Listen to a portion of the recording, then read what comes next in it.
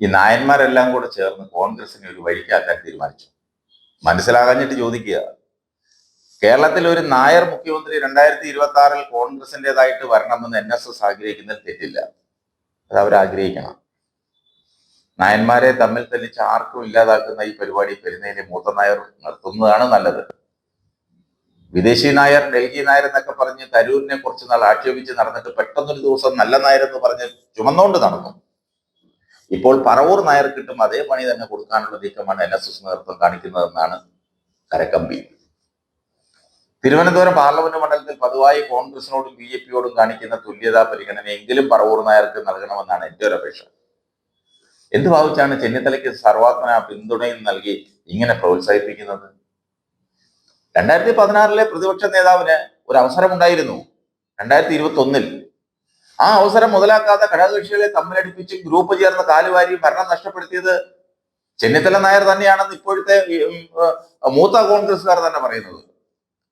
അതിന്റെ അനന്തരഫലമാണ് VD സതീശൻ പ്രതിപക്ഷ നേതാവായി വന്നത്. സതീശനോട് വ്യക്തിപരമായി പല അഭിപ്രായ വ്യത്യാസങ്ങളുണ്ടെങ്കിലും പ്രതിപക്ഷ നേതാവ് എന്ന നിലയിൽ അയാളുടെ പ്രവർത്തനങ്ങൾ മെച്ചപ്പെട്ടതാണ്. ഉപതെരഞ്ഞെടുപ്പുകളെ നേരിട്ടപ്പോൾ കയ്യിൽ ഇരുന്നതാണെങ്കിലും 3 സീറ്റുകളും പഴയതിലും മെച്ചത്തിൽ വൻ ഭൂരിപക്ഷത്തോടെ വിജയിപ്പിക്കാൻ പറ്റിയത് സതീശന്റെ ഒത്തൊരുമയുടെ ഫലമായിരുന്നു, സതീശന്റെ കർമ്മത്തിന്റെ ഫലമായിരുന്നു, സതീശന്റെ ആ ചേർത്ത് നിർത്തലിന്റെ ഫലമായിരുന്നു. ഘടകകക്ഷികളെ വിശ്വാസത്തിലെടുത്തും കോൺഗ്രസിലെ കഴിവുള്ളവരെ പ്രോത്സാഹിപ്പിച്ചും തകർന്നടിഞ്ഞ മുന്നണിയെ ഈ വിധം ചേർത്ത് നിർത്തിക്കൊണ്ട് പോകുന്നത് സതീശന്റെ മിടുക്ക് തന്നെയാണ്. കോൺഗ്രസിന്റെ ശാപം അതിന്റെ ഗ്രൂപ്പുകളിൽ തന്നെയാണ്. എക്കാലത്തും ഗ്രൂപ്പുകളുടെ അതിപ്രസരമാണ് ഓരോ കാലത്തും കോൺഗ്രസിനെ തളർത്തി ഇല്ലാതാക്കിയത്.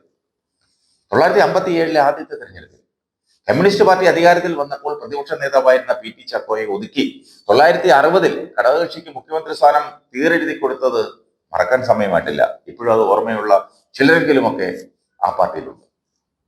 ചെന്നിത്തല ഇന്ന് കാണിക്കുന്നത് ശങ്കർ അന്ന് കാണിച്ചതും എന്നേ ഉള്ളൂ. സതീശൻ പണിയെടുത്ത് നേടിയ 1ാം സ്ഥാനം തട്ടിയെടുക്കുവാൻ വേണ്ടി പണിയെടുക്കുന്ന ചെന്നിത്തല കോൺഗ്രസിന്റെ ശാപം തന്നെയാണെന്നാണ് ഒരു മുതിർന്ന നേതാവ് പങ്കുവച്ചത്. ഒന്നാമതായി പറയുന്നത് സതീശന് മന്ത്രിപ്പണി പരിചയമില്ലെന്നാണ്. 1957 ആദ്യ മന്ത്രിസഭയുടെ മുഖ്യമന്ത്രിയായ EMS നമ്പൂതിരിപ്പാടും ആദ്യമായി മന്ത്രിയായിരുന്നു. R ശങ്കർ മുഖ്യമന്ത്രിയായപ്പോഴും ഭരണപരിചയം ഒന്നുമില്ലായിരുന്നു, ആദ്യമായിട്ടാണ്. അതുകൊണ്ട് ഭരണപരിചയത്തെ തൊട്ട് ആരും കളിക്കണ്ട. NSS ഈ കാണിക്കുന്നത് തീക്കല് തന്നെയാണ്. ഏതെങ്കിലും ഒരു നായരെ മുഖ്യമന്ത്രിയാക്കാൻ വേണ്ടി സമുദായം പണിയെടുക്കുന്നത് മനസ്സിലാകും.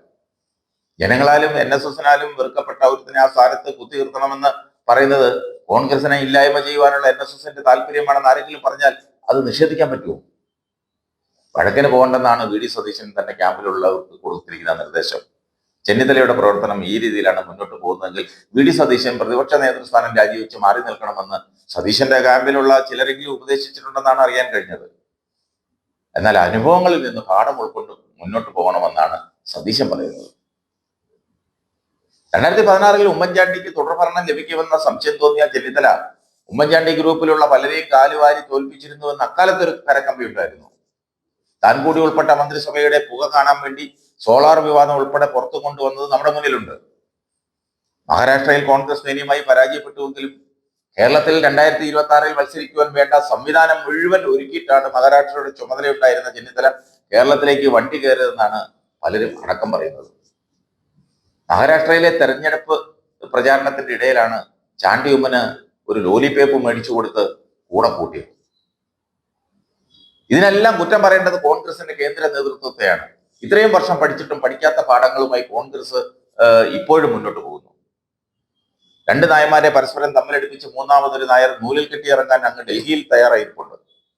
ഏതായാലും ഘടകകക്ഷികൾ മുഴുവൻ കിന്നരാണ്. കോൺഗ്രസ് മുന്നണിയിൽ നിന്ന് അവിടെ നിന്നിട്ട് പ്രത്യേകിച്ച് കാര്യമൊന്നുമില്ലെന്ന അവസ്ഥയിലേക്ക് ഘടകകക്ഷികളെ ചിന്തിപ്പിക്കുന്നു.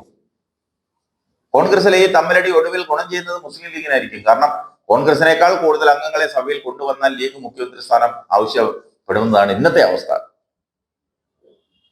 അത് മിക്കവാറും നടക്കും. മുമ്പ് ശക്തമായ ഭരണവിരുദ്ധത പറഞ്ഞിരുന്നുവെങ്കിലും ഉപതെരഞ്ഞെടുപ്പുകൾ കഴിഞ്ഞതോടുകൂടി ശാന്തമായ സമുദ്രത്തിന്റെ അവസ്ഥയിലാണ് കേരള രാഷ്ട്രീയം. അത് LDFന് അനുകൂലമായ കാലാവസ്ഥയാണ് സൃഷ്ടിച്ചിരിക്കുന്നത്. കോൺഗ്രസ് ഈ രീതിയിൽ തമ്മിലടിച്ചാൽ 3ാം ഭരണത്തിന് LDFന് കൂടുതൽ വിയർക്കേണ്ടി വരില്ല. കാര്യങ്ങൾ ഈ രീതിയിലാണ് മുന്നോട്ട് പോകുന്നതെങ്കിൽ 2026 തെരഞ്ഞെടുപ്പിന് ശേഷം ക്ലിഫ് ഹൗസിന്റെ മുന്നിലെ ചുവരിൽ ചെന്നിത്തലയുടെ ഒരു ഫോട്ടോ വെച്ചിട്ട് ചെന്നിത്തല ഇടതുമുന്നണിയുടെ ഐശ്വര്യമെന്ന് പിണറായി വിജയൻ എഴുതുന്ന അവസ്ഥയുണ്ടാകും. ഒരു സംശയവും വേണ്ട.